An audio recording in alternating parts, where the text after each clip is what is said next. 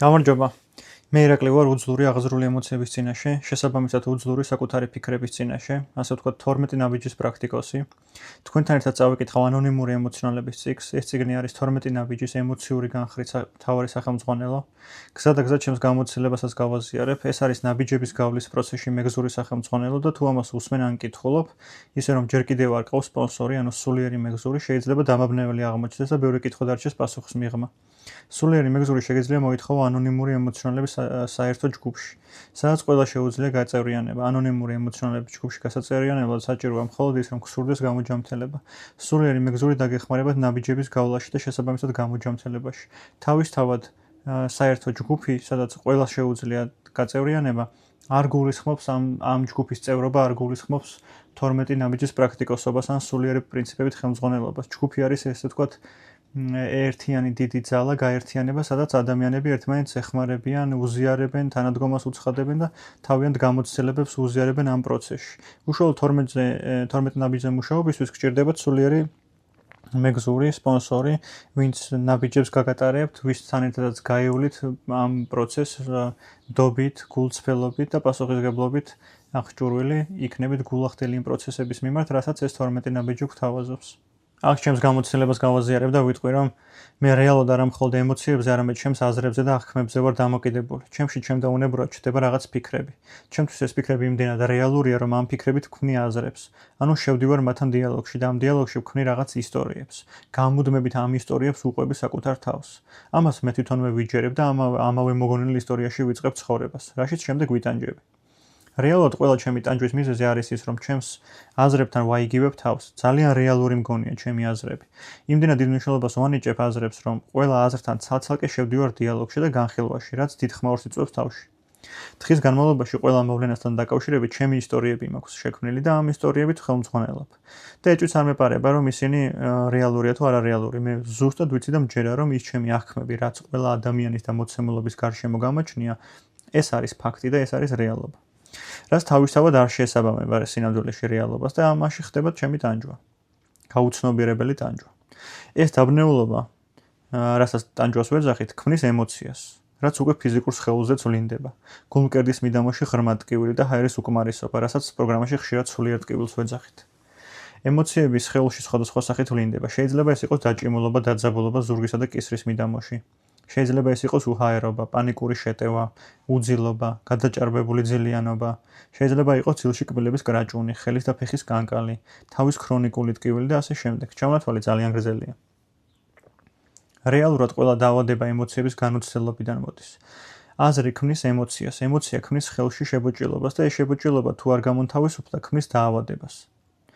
ჩვენს სხეულს თავისთავად საკუთარი სიბრძნე გააჩნია და როდესაც ჩემს სხეულს მობეზრდა იმის ლოდინი, თუ მე როდის მივხვდებოდი, რომ დამეწყო საკუთარ თავზე ზრუნვა, ყურადღების მიქცევა და მოსმენა, თვითონ დაიწყო ამის ჩვენება და მქონდა ქრონიკული თავის ტკივილები. ეს ქრონიკული თავის ტკივილი იყო შაგიკის გამოვლინება, რომელშიც მჭირდებოდა, რომ დღეების განმავლობაში, 2-3 დღის განმავლობაში ოთახში ჩავკეტილიყავი, ყოფილიყო სიბნელე, ყოფილიყო სიჩუმე, რომ ოდნავ შემნელებოდა ეს ტკივილი. თუმცა მე იმდენად გაუცნობიერებელი ცხოვრებით ვიცხოვრე საკუთარ სხეულთან და ემოციებთან მიმართებაში, რომ ამ გაუსაძლელ ტკივილის დროსაც კი ხშირ შემთხვევაში ჩვეულებრივად ვაგრძელებდი გარეთ გასვლას, მეგობრების ნახვას, სამსახურში ყოფნას, მქონა აუტანელი ტკივილები, მაგრამ მე იმდენად უარყოფილი მქონდა ჩემი ყველანაირი ფიზიკური შეგრძნება, რომ ამის მიუხედავად შეიძლება და გარეთ გავსულიყავი და იქ ყოფილიყავი ცუდად, მაგრამ სახლში დარჩენას ყველაფერი შემეძლო, აუტანლობა, საკუთარ თავთან დარჩენა, მარტო ყოფნის აუტანლობა. ასევე მქონდა კუჭის მომნელებელი სისტემის პრობლემები, სახეზე გამონაყარი, ეს გამონაყარი ცალკე თავის თვით შეფასებაზე მოქმედებდა, რომელიც ძალიან დიდი ტანჯვის გამომწვევი იყო, გამუდმებით უკმაყოფილება, გამუდმებით არ მოწონება საკუთარი თავის და გამუდმებით რაღაცნაირი ფიქრი იმაზე, თუ როგორ შემელამაზებინა და დამემალა ეს გამონაყარი. ხელის კანკალი, რომელიც აბსოლუტურად მე არ მახსენდება ერთი დღე, რომელშიც ჩაის როცა დავისხავდი ხოლმე, შაქარს ჩავიყრიდი, გვერდზე არ დამყროდა რა, იმიტომ რომ გამუდმებით მიკანკალებდა ხელი და მე იყო ხოლმე გამუდმებით ფიქრი იმისა, რომ აი როგორ გავაკეთო ისე, რომ ვინმე არ შეამჩნიოს ეს რა, ოჯახის წევრმა, მეგობრებმა და ასე შემდეგ რა. უძილობა, რომელიც გამოიხატებოდა იმითი, რომ ხშირ შემთხვევაში საქმეს ვაბრალებდი, გადაღლილობას ვაბრალებდი, უდროობას ვაბრალებდი, რომ აი დღის განმავლობაში იმდენი რამეა გასაკეთებელი, რომ მოდი ღამით დავაკომპენსირებ რა სინამდვილეში.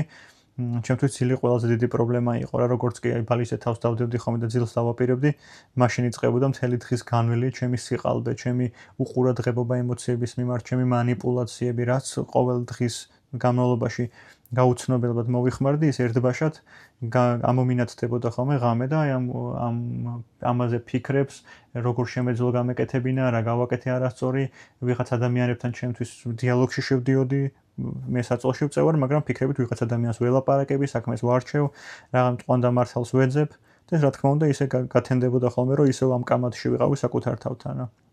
ამას რა თქმა უნდა მოყვებოდა შფოთი, დაჭიმულობა, გამუდმებული შეგრძნება, რომ ფიზიკურად დაჭიმული ვარ. სიარულითაც კი მეხუმრებოდნენ ხოლმე, რომ რაღაც მაიმუნივით ადიხარ, იმიტომ რომ იმდენად ხისტი და იმდენად მოუქნელი მოძრაობა მქონდა ხოლმე, რომ აი აბსოლუტური გარედან შესახედავი ხო რაღაც რობოტივით დავდიოდი, იმიტომ რომ ნული იყო შეგრძნება ეგ სხეულის რა. იყო ძალიან დიდი დაღლილობა, იყო გადარჩენის რეჟიმი და ინსტინქტური მოძრაობა, უბრალოდ მოძრაობა. მოკლედ არა მხოლოდ გონებრივად ვიყავი ავად, არამედ ფიზიკურადაც არ ვიყავი კარგი შესახედი და არც შინაგანად გძნობდი თავს ჯანმრთელად. ერთი უნდა გენახა კბილებს როგორ ვიხეხავდი. ზურგი მთლიანად დაჭიმული, წელში მოხრილი, თავი დახრილი, დაჩაგრული ბავშვივით და თან საბრძოლო განწყობით, სუნთქვა შეკრული ვიხეხავდი კბილებს და ეს ნორმალური მეგონა. ვერც ხვდებოდი თუ სხვანაირად შეიძლებოდა ამის გაკეთება, მე ეს ნორმა მეგონა. და ეს ყველაფერი კი მხოლოდ იმიტომ, რომ მე არ შემიძლია ემოციების ამოცნობა და შემდეგ ამ ემოციების განცდა.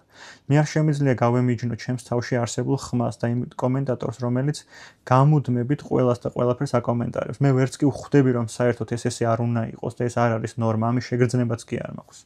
ახარ ის რაღაც გამუდმებით ჩემში კომენტატორი ახარისხებს, გამუდმებით ხსნის და კატეგორიების მიხედვით ასაწყობებს. მე არ შემიძლია ყველაფერზე წინასწარი აზრი რომ არ მქონდეს და მოლოდინების აუსრულებლობისგან გამოწვეული მრისხანება არ განვიცადო. მე გამუდმებით ვარ გაბრაზებული და გამუდმებით გაღიზიანებული და გამუდმებით გამრისხანე, იმიტომ რომ მე როგორც წარმომედგინა რომ ამ ადამიანმა ან მოცემულობამ აი შედეგი უნდა დადოს, ან ეს ადამიანი ესე უნდა მოიქცეს, ესეთი სიყვარული გამოავლინოს და ესეთი ქმედება უნდა განახორციელოს, იმიტომ რომ მე ყველა ადამიანის მიმართებაში უკვე წინასწარ მაქვს წარმოდგენილი, რომ აი ამას რო ვეტყვი, ეს ესე მეტყვის, ესე იმოქმედებს, ესე უნდა გაკეთოს, ეს სწორი ან არ არის სწორი. რომ ესე რომ არ ხდებოდა, ძალიან დიდი მრისხანება, ბრაზი, გაღიზიანება მქონდა ხოლმე. და ეს რა თქმა უნდა იყო ბრალი იმ ადამიანის, ვის მიმართაც მქონდა, ეს იყო ბრალი იმ მოცემულობის, ვის მიმართაც მქონდა, იმიტომ რომ მე დარწმუნებული ვიყავი, რომ ესეც უნდა ყოფილიყო. უბრალოდ ის ადამიანი არ იყო იმდენად კარგი, როგორცაც მე წარმომედგინა, ან ეს მოცემულობა არ იყო იმდენად კარგი, როგორც მე წარმომედგინა. გავაგზავნებ წიგნის წაკითხვას და შემდეგ ისე მოუბრუნდები ამ თემას. წიგნში გვხვდება შემდეგი თავი სახელად ადამიანის გონების ბუნება. და იქ ვკითხულობთ. მართალია ჩვენ ბოლომდე არ გვესმის როგორ ფუნქციონირებს ადამიანის გონება, მაგრამ ვიცით რომ მასზე მოქმედებს ყველაფერი, რასაც ვხედავთ, გვესმის, შევიგრძნობთ, ყნოსვით, გემოთი, შეხებით. ბევრი მოქმედება, რასაც ყოველდღე ვასრულებთ, ჩვევად გვექცევა და მექანიკურად ვაკეთებთ. ეს მეწილად სასარგებლოა, ასე რომ არა მოგვიწევდა ისევ და ისევ თავიდან გვეცელა კითხვა, სიარული, ჭამა და ბევრი სხვა რამ. მოქმედების ჩვევების გარდა ჩვენ აზროვნების ჩვევებსაც ვიყალიბებთ. აზროვნების შაბლონები გვეხმარება ცხოვრებასთან დამოკიდებულება ჩამოვიყალიბოთ. ამ დამოკიდებულებებს აქვს პოტენციალი. გავხადოს კარგად ან ცუდად, ბედნიერები ან უბედურები. ყველაფერი დამოკიდებულია ჩვენს არჩევანზე, როგორ ვიფიქროთ. აი რამდენიმე შეკითხვა დასაფიქრებლად. ჩემი ჭიქა ნახევრად სავსეა თუ ნახევრად სარეელია? მარცხს ის განიცდის, ვინც წარმატებას ვერ აღწევს, თუ ის, ვინც არასდროს ცდილობს?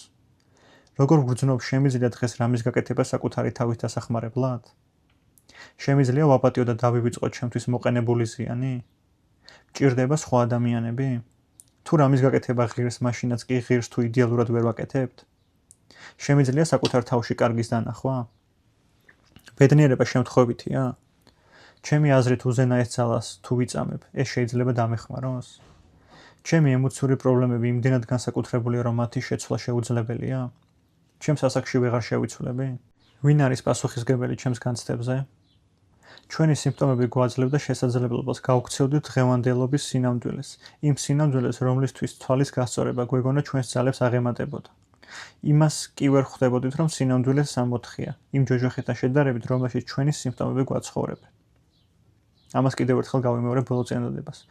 იმას კი ვერ ხვდებოდით, რომ სინამდვილე სამოთხია იმ ჯოჯოხეთთან შედარებით, რომელშიც ჩვენი სიმპტომები გვაცხოვრებენ.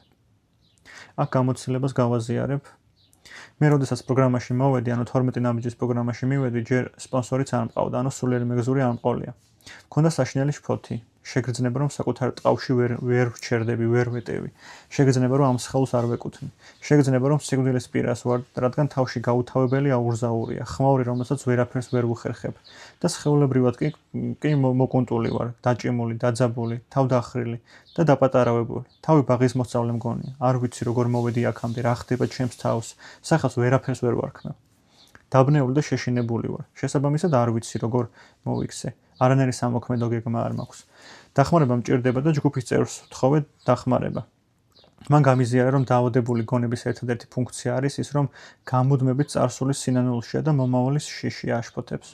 რეალურად თუ ალკოჰოლიკის მთავარი მოხმარების წყარო არის სასმელი და ამით იყუჩებს ტკივილს. ჩემთვის არის მძაფრი ემოციები, ისევე დადებითი როგორც უარყოფითი, რომლებსაც მოვიხმარ იმ ფიქრის პროცესში, რასაც გონება მთავაზობს. წარსული არის ყოველთვის შეფასება, შედარება, კრიტიკა, სინანული და დაუსრულებელი სურათები. და საუბრები თავში იმასთან დაკავშირებით, რომ სხვაგვარად რომ ყოფილიყო, დღეს უკეთესად ვიქნებოდი. მეორე მექანიზმი არის მომავალი, სადაც მუდმივად შიშია. მუდამ მოლოდინების მდგომარეობა და ეს მოლოდინები მანადგურებს. იმისათვის რომ გამოვიდე ყოველდღიური ჯოჯოხეთიდან, ამისთვის უნდა გამოვიდე გონების მექანიზმებიდან, წარსულიდან და მომავლიდან. რეალურად კარგად ვიცით, რომ წარსულის შეცვლა შეუძლებელია, მაგრამ მაინც ვებღაუჭებით, რადგან ჩემთვის ემოციების წყაროა და თავს ვერ ვანებებ. ასევე ვიცი, რომ მომავალი ჯერ არ დამდგარა და არ ვიცი რეალურად როგორ განვითარდება, მაგრამ მაინც ვერ გამოვდივარ ამ მოლოდინებიდან და შიშებიდან, რადგანაც ესეც ასევე წყაროა მძაფრი ემოციების. მე ემოციებზე ვარ დამოკიდებული და რაც არ უნდა მომაკვდინებელი იყოს ეს ტანჯვა, მაინც იქ ვრჩები, სადაც მეტი სიმძაფრეა. აქედან გამოსასვლელად მხოლოდ ერთი გზა არსებობს. აქ და ახლა მდგომარეობა. აქ და ახლა ცნობიერება, აქ და ახლა ცხოვრება, აქ და ახლა დაკვირვება. ამოცნობა და განთავისუფლება. ერთი ტიბეტელი იოგის სიტყვებს გავაზიარებ, რაც ჩემთვის სინათლეა, იმ სიბნელეში, სადაც გონება ცდილობს დარჩენას. ქართულად ალბათ დაახლოებით ეს ეჟღერს. სწორი ძალისხმევა არ არის ის, რითაც რაიმე კონკრეტულს უნდა მივახციოთ. სწორი ძალისხმევა არის ის, რომ ცნობიერად და ყურადღებით იყო თითოეული მომენტის მიმართ. მე არამც თუ მომენტიდან მომენტამდე სიცხადე გამაჩნია, არამედ ჯერ კიდევ ღრმა ძალიან შორს წარსულში ვარ.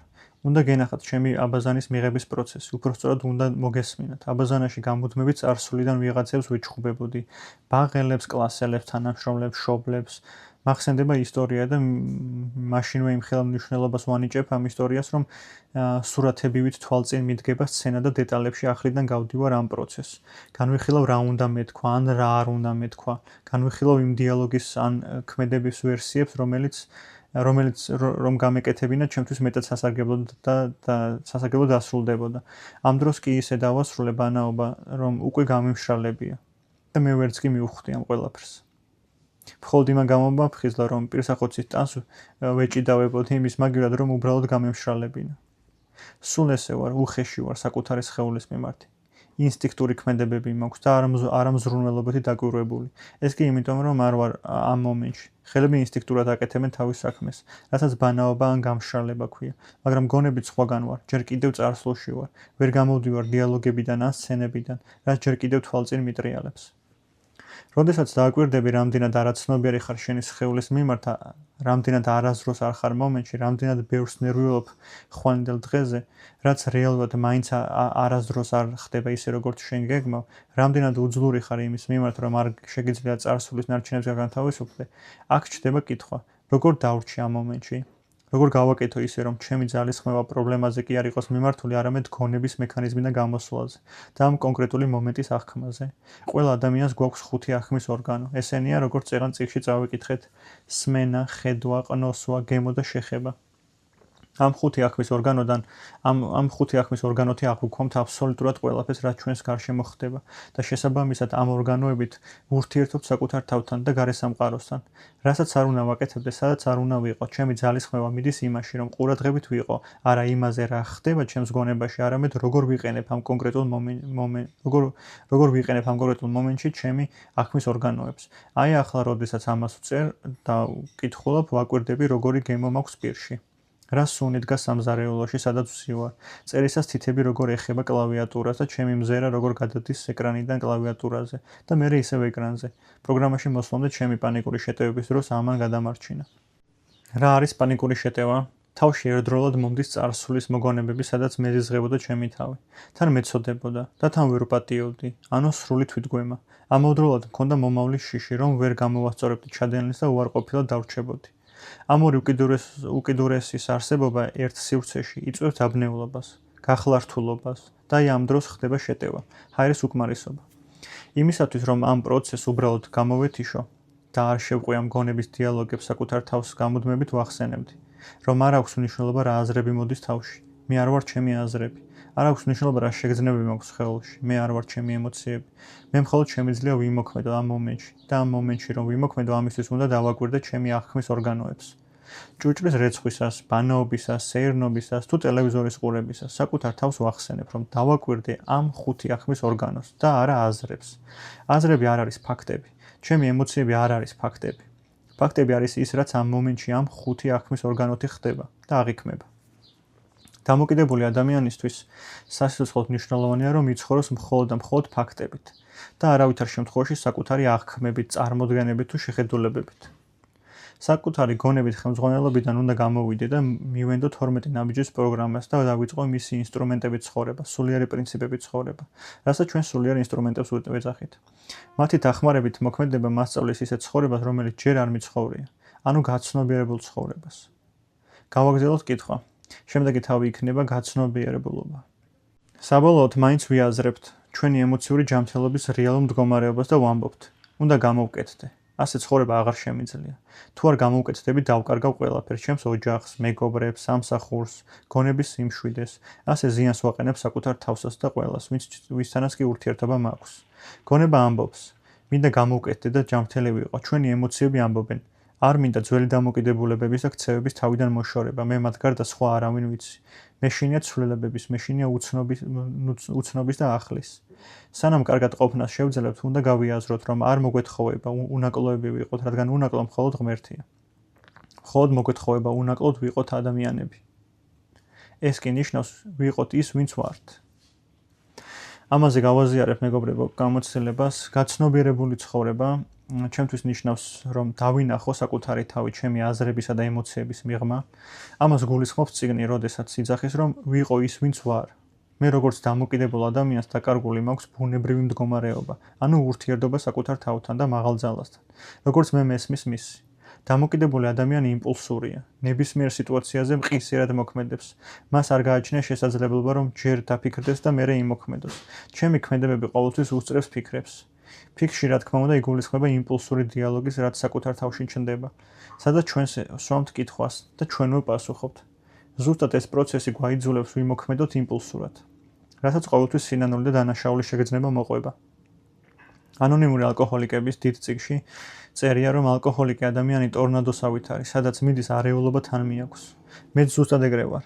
იმის მიუხედავად, რომ არ ვარ ალკოჰოლიკი, მეც და ალკოჰოლიკსაც მთავარი საერთო გვაქვს და ეს უმართავი, ანუ განუცდელი ემოციებია, რაც ტორნადოსავით გვატრიალებს და ამ ტრიალში ყველა ზიანდება, ვინც ჩემს გარშემო იმყოფება. და რატო ხდება ასე? რას ნიშნავს განუცდელი ემოციები და რა საერთო მაქვს მე, როგორც ემოციონალს ალკოჰოლიკთან, ნარკომანთან, სექსზე დამოკიდებულთან, მოთამაშესთან, ან სხვა აბსოლუტურად ყველა სხვა დანარჩენ დამოკიდებულებასთან ნებისმიერ გამოვლინებაში. საქმე იმაშია, რომ დამოკიდებულების გამოვლინება მხოლოდ შედეგია და ეს შედეგი ათასობით სხვადასხვა დამოკიდებულებებში ვლინდება. მაგრამ ყველა ამ შედეგს საწყისი აერთიანებს და ეს საწყისი არის სულიერი ტკივილი, სულიერი სიცარიელი. ჩემში არის რაღაც ტკივილი, რომელთან დარჩენაც არ შემიძლია, მეტიც სახელის დარქმევაც კი არ შემიძლია. არ ვიცი რა ხდება, არ ვიცნობ საკუთარ ემოციებს, მაგრამ თავს საშინელად მარტოსულად გვიძვენ და ჩდება განცდა, რომ ამაში სხვა არავის არ შეუძლია რომ გამიგოს. მეც ვერ ვუგებ ჩემს თავს. უბრალოდ ვიცი, რომ ეს ტკივილი ბადებს შფოთს, შეგრძნებას, თითქოს საკუთარ ტყავში ვერ ვეტევი და თუ რამე არ მოვიმოქმედე, თუ რამით არ გავიყვე, ეს ტკივილი ჩდება შიში რომ გავგიჟდები. თავიდან ვერ ხვდებოდი, რომ ეს ტკივილი იყო, არც შიში იყო და არც შფოთი. არ ვიცოდი რა იყო, მაგრამ ვიცოდი რომ თუ საკუთარ ფიქრებთან და ემოციებთან არ მიწევდა დარჩენა, მაშინ ყველაფერი რიგზე იყო. ამაში ჩემთვის ძალიან კარგი დამხმარე აღმოჩნდა ალკოჰოლი, ნარკოტიკი, სექსუალური ურთიერთობები, ჩხუბი, სამსახური, საყიდლები, ვიდეო თამაშები, ფილმები, მუსიკა და უბრალოდ გარეთ გასვლა და საათობით ბირჟაზე უბრალოდ დგომა, ჯდომა. მოკეთ ყველაფერი მუშაობს და ეს ყველაფერი არის ის რაშიც ადამიანი იპოვის გასაქცევს. გასაქცევს საკუთარ თავიდან ნებისმიერი მიმართულებით. ამ მიმართულებით სიარული არის მოხმარებაში ყოფნა. მოხმარების შესაწყოთად საჭიროა ვაღიაროთ რომ გვაქვს შინაგანი გაუსაზრისობა, გაუცხოება, აუტანლობა. მოხმარების შესაწყოთად საჭიროა შევწყვიტოთ გაქცევა. უბრალოდ გავჩერდე და დავსვა კითხვა, რა ხდება ახლა ჩემში? რას ვგრძნობ? რა ემოციას ვარიდებ თავს? გამოსავალი მხოლოდ და მხოლოდ ემოციების გაცნობაშია, რასაც იცნობ, იმას განიცდი კიდევაც და რასაც განიცდი, ის აღარ არის მტკივნეული. მთავარია ვიცოდეთ, თუ რა გზით ვიაროთ და მე ამ გზაზე 12 ნაბიჯი დამეხმარა. თუ ჯერ კიდევ არ იცი გაურბიხარ თუ არა საკუთარ თავს, თუ გონია რომ იცნობ საკუთარ თავს, თუ გონია რომ არ გჭირდება გამოჯამთელება, თუ გონია რომ ზემოთ ჩამოთვლილი გამოვლინებების მართვა შეგიძლია, მაშინ ერთ ექსპერიმენტს შემოგთავაზებ. ოთახში იყავი მხოლოდ შენ. ყველაფერი გვერდზე გადადე. წიგნი, ტელეფონი, მუსიკა, საჭმელი, საღეჭი რეზინი და ასე შემდეგ. მოკლედ აბსოლუტურად ყველაფერი გადადე გვერდზე. რაზეც გადაიტან ყურადღებას და დარჩი ასე უსაქმურობაში. უბრალოდ იყავი. რამდენი ხანი შეგიძლია ასე ყოფნა? რამდენი ხანი შეგიძლია საკუთარი თავის ატანა ისეთად როგორიც ხარ, ისე რომ არ ჩამოსქროლო, არ გაირთო თავი, უბრალოდ იყავი. ეს ხომ შენი მომენტია. აი აქვე გააკეთე. ამ მომენტში არ გადადო, არ გაწელო. ამ აბზაცსაც რომ დაასრულებ, წიგნი გვერდზე გადადე და თუ უსმენ დააპაუზე. აი ახლა, ამ მომენტში გააკეთე. გავაგრძელოთ კითხვა. თავის სახელად სწორი გეზით სვლა. თქვენი პრობლემის პასუხი ანონიმურ ემოციონალთა 12 ნაბიჯიანი პროგრამაა. 12-დან პირველი ნაბიჯი გახლავთ აღიარება. აღიარება, რომ ჩვენ არ შეგვწევს ძალა დავიმორჩილოთ ჩვენი ემოციები და უკვე აღარ შეგვიძლია საკუთარი ცხოვრების მართვა. ამას ვაღიარებთ როგორც გონების დონეზე, ასევე ემოციურ, ანუ გულის დონეზე. ამ პირველი ნაბიჯის გადადგმა შეიძლება არ იყოს იოლი. აღიარებით, რომ არ შეგვწევს საკუთარი ემოციების მართვა და რომ ჩვენი ცხოვრების მართვა შეუძლებელია, ვაღიარებთ, რომ არ ვართ თვითკმარებით და დამოუკიდებლები. ზედმეტად საკუთარ თავზე ფოკუსირებული და საკუთარი მნიშვნელობით გამსჭვალებული ვართ, საიმისოდ, რომ ეს ვაღიაროთ. თუ გვინდა რომ გამოვკეთდეთ, უნდა ვაღიაროთ, რომ სამყაროში არსებობს რაღაც ძალა, რომელიც ჩვენზე დიდია. ჩვენ უნდა მოვიპოვოთ ძალყოფნა, საკუთარი ნება და ცხოვრება უზენაესი ძალის ზრუნველობას მივანდოთ. ეს დანებება აუცილებელია, თუ გვინდა გამოვკეთდეთ. რა თავდადებითაც არ უნდა ვიბრძოლოთ, ეს ის შემთხვევაა, როდესაც დანებებას ჭეშმარიტი გამარჯვება მოაქვს. შემდეგი თავის სახელად ემოციური ავადმყოფობა და განგურნება. ქვემოთ ჩამოთვლილია პროგრესირებადი სიმპტომები, რომლებიც შეიძლება ბევრს ჰქონდეს ემოციური ავადობის დაღმავალი ციკლის, ან ემოციური განგურნების აღმავალი ციკლის მიმდინარეობისას. შეიძლება ყველა ჩვენგანს არ აღმოაჩნდეს ყველა დასახელებული სიმპტომი, ან ზუსტად ამ თანმიმდევრობით არ უვლინდებოდეს ისინი. და ამ სიაში შეიძლება არც იყოს მოხვედრილი ყველა სიმპტომი. ამის გარდა თითოეული ადამიანი სხვადასხვა სიღრმეზე ჩაძირვის შემდეგ აღიარებს დამარცხებას და მზად ხდება დახმარების მისაღებად. ამას ჩვენ ემოციურ ფსკერს ვუწოდებთ. ჩვენ შეგვიძლია დავიწყოთ აღმასვლა საკუთარი ინდივიდუალური ემოციური ფსკერიდან, როდესაც მართლაც მზად ვართ მივიღოთ ანონიმური ემოციონალების 12 ნაბიჯიანი პროგრამით შემოთავაზებული დახმარება.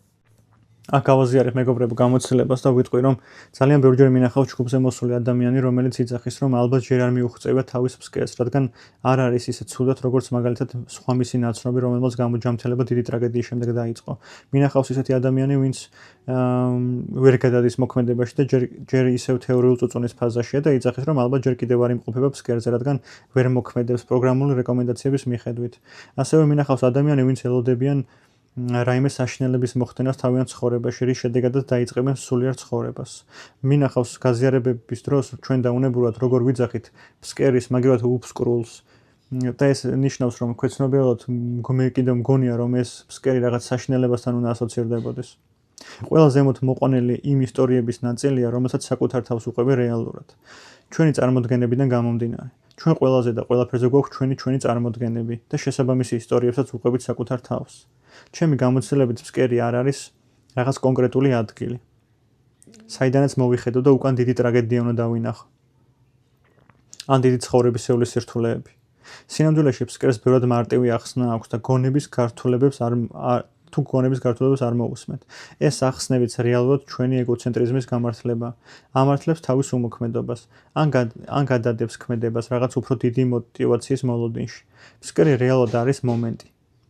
მომენტი, როდესაც მივხვდები, რომ არ გამაჩნია სიმყარე, შინაგანი ღერძი, რომელსაც დავეყრდნობი.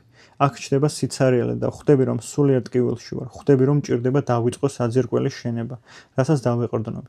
აი ეს მომენტი არის ფსკერი. და არ არის ამისთვის საჭირო ცხოვრებისეული ტრაუმები და კატასტროფები.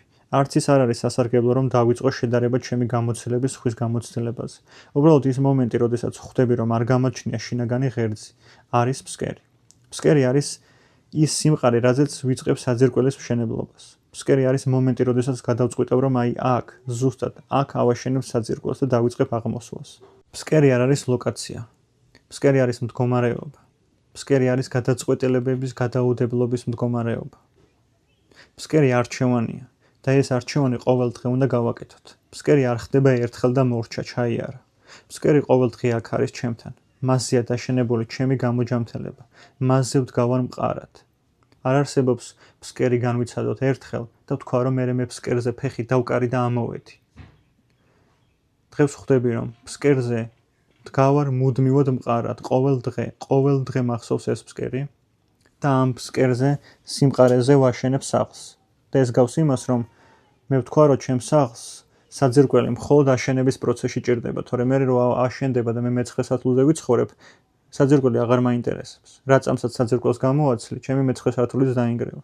შესაბამისად, ფსკერი არის ყოველდღიური უძლურების მდგომარეობა, სადაც ვიცახი, რომ თუ ისევ დავეყრდნობი ჩემს აზრებს, ემოციებს, შეგრძნებებს, შთაბეჭდილებებს, აღქმებს, ისევ აღმოჩნდები 0 სართულზე. ანუ ძირს. და მე მჭირდება მუდმივად მახსოვდეს, რომ არ დავეყრდნო იმას, რაც მოძრაობს. არამედ დავეყრდნო იმ პრინციპებს, რომელიც მიმიძღვება აი ამ სამუდამო სიმყარისკენ. კარგით, გავაგრძელებ კითხვას. შემდეგ ვკითხულობთ. როგორც წესი, თითქმის ყველას მყისიერი განკურნების სურვილი გვაქვს, მაგრამ ეს შეუძლებელია. ყველა სხვა დაავადების მსგავსად განკურნება აქაც მოითხოვს შესაბამის მკურნალობას და ზრუნვას. აგრეთვე დროს, შედეგების გამოსაჩენად. თუმცა ხშირად ჩვენი ემოციური განკურნება ბევრად უფრო სწრაფი იქნება, ვიდრე ის დრო, რაც ავადგახდომას მოუნდა. ჩვენ მხოლოდ მოგვეთხოვება ვიყოთ გულწრფელები. წინასწარ-განწყობისგან თავისუფალნი და მოწადინებულნი ვიმუშაოთ განკურნების მისაღწევად. ახლა შევხედოთ ჩამონათვალს, ემოციური ავადობის დაღმავალი ციკლი და შეძლებს და გვარად დააკვირდით, რასთან გვექნება იდენტობა. მაქვს მცირე სიძნელეები, სევდიანი ვარ, მეტი და მეტი პრობლემა მიჩნდება, მაქვს უთანხმოებები ოჯახთან და მეგობრებთან. შეწუხებული და აფორიაქებული ვარ, გაღიზიანებული ვარ, თავს გადაჭარბებული ოცნების ნებას ვაძლევ. მაქვს დანაშაულის გრძნობა, დადგმული ვარ, მაქვს ფსიქოსომატური ჩივილები, ვკარგავ საქმიანობის ინტერესს. ფერენტული ვარ თითქმის ყველაფრის მიმართ, თავს ვიმართლებ, საცხოვრებლის შეცვლას ვცდილობ, ბრალს ვდებ სხვა ადამიანებს და სიტუაციებს. თავის ხვებზე უარესი მგონია, განზე ვდგები და ხალხს ვერიდები. მივითარდება ქრონიკული დეპრესია, დამოკიდებული ხდები დანიშნულ წამალზე ან სხვა ნარკოტიკებზე. არ შემიძლია ფუნქციონირება, თავს უკიდურესად მარტოსულად ვგრძნობ. მთლიანად მოცული ვარ საკუთარი თავით, ჩემი პრობლემებით. არ შემიძლია კონცენტრირება. მაქვს დახმარების პოვნის სხვადასხვა და იმედგაცრუებული მცდელობები. მეშინია სიცოცხლესა და სიკვდილისაც. გრძნობ ირაციონალურ, მაგრამ დაუძლებელ შიშს. გრძნობ პანიკას. ავად მოვიხმარ ნარკოტიკებს. აღარ შემიძლია დავეყრდნო ჩემი თავის მართლებების სისტემას. გრძნობ, რომ ხელმოცარული ვარ. ვფიქრობ თვითმკვლელობაზე. სრულიად სასოწარკვეთილი ვარ. რა ხდება, როდესაც ვიწყებ გამოჯამთელებას? წავიკითხოთ ემოციური გამოჯამთელების აღმავალი ციკლი. ჩემს ემოციურ ფსკერზე ვიმყოფები. ვაღიარებ სრულ დამარცხებას. მაქვს გამოჯამთელების გულწრფელი სურვილი. ვიპოვე ანონიმური ემოციონალთა გაერთიანება. იმედიანად ვარ. ვიღებ დახმარებას და ვგრძნობ მყისიერ შვებას. ვიგებ, რომ ემოციური დაავადება შეიძლება შემსუბუქდეს. ვგრძნობ, როგორ მეშვება დაძაბულობა. რეგულარულად ვესწრები ანონიმური ემოციონალების შეხვედრებს. ოპტიმისტური განწყობა მაქვს. პროგრამის ფარგლებში გაზიარებული გამოცდილება ჩემთვის მარგებელია. მუშაობ 12 ნაბიჯის პრინციპებით. ვიცნობ გამოჯამთელებაში გზაზე მდგარ ადამიანებს, რომლებიც წარსულში ავადიყვნენ. იზრდება ჩემი რწმენა უზენაესი ძალის მიმართ. ვითვისებ ახალ დამოკიდებულებებს, გრძნობებს და თვასეულობებს. ვეძებ დახმარებას მე-4 ნაბიჯის აღწერაზე დაყრდნობით. ისევ შემიძლია სიცილი. ძველებურად აღარ მეშინია. მიჩნდება საკუთარი თავის პატივისცემა და ნელ-ნელა მომწონს საკუთარი თავი. უფრო მადლიერი ვარ. შემიძლია რეალობის მიღება. უფრო ბედნიერი ვარ. ვიღებ საკუთარ პასუხისგებლობას. უფრო მადლიერი ვარ. კარგად ყოფნის შეგრძნება მაქვს. ისევ შემიძლია სიყვარული. მეტი რწმენა და სიმამაცე მაქვს. გძნობ, რომ ჩემი ცხოვრება შედარებით დაიცალა პრობლემებისგან. ჩემთვის ნაცნობია ყოფნის სიხარული. ჩემთვის გასაგებია სულიერი სიმშვიდე და გონების უშფოთველობა. აქ ერთ ნაწყვეტს წავიკითხავ ანონიმური ალკოჰოლიკების დიდი წიგნიდან. იქ წერია, რომ არც ერთ მათგანზე, ვინც გულ-დაგულ მისევდა ჩვენს გზას, არასოდეს გვსმენია, რომ არ გამოუვიდათ. თუ ვინმე არ გამოჯამრთელდა, ესე იგი ვერ შეძლო ან არ მოინდომა სრულად ჩართულიყო ამ მარტივ პროგრამაში. თუ ტკივილს განიცდი და გსურს შეიცვალო შენ ეს შეგიძლია. განკურნება დამოკიდებულია იმაზე, რომ იყო სრულიად გულწრფელი, იყო ახალი იდეებისთვის ღია და აუცილებელი მოქმედების შესრულებაც გსურდეს.